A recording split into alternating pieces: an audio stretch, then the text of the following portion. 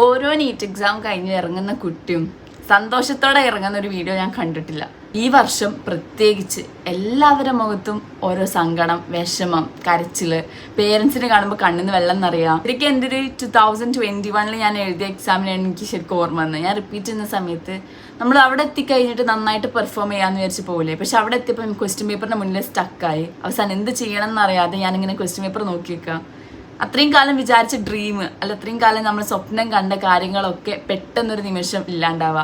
വിഷമത്തോടെയാണ് ശരിക്കും എക്സാം ഹോളിൽ അന്ന് ഇറങ്ങിയിട്ടുണ്ടായിരുന്നത്.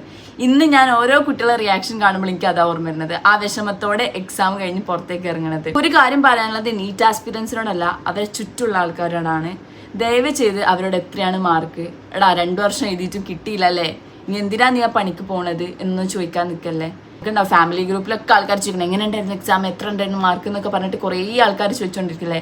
ഈ ഒരു സമയത്ത് അവരോട് സമാധാനിപ്പിക്കുക, പോട്ടെടാ ഇതൊന്നല്ല, അതിനേക്കാളും കുറേ വേറെ എന്തെങ്കിലും ഓപ്പർച്യൂണിറ്റീസ് ഉണ്ട്, അല്ലെങ്കിൽ ഞാൻ ഒന്നും കൂടെ എഴുതി നോക്ക് നീ എന്നൊക്കെ പറഞ്ഞിട്ട് അവരെ സമാധാനിപ്പിക്കാം. എക്സാം എഴുതി കഴിഞ്ഞവർ ഒന്ന് റെസ്റ്റ് എടുത്തോട്ടെ, അവർക്ക് ഇഷ്ടമുള്ള കാര്യങ്ങളൊക്കെ ഒന്ന് ചെയ്തോട്ടെ കേട്ടോ. ജസ്റ്റ് അവരോട് പറയണം വേണ്ടിയിട്ട്.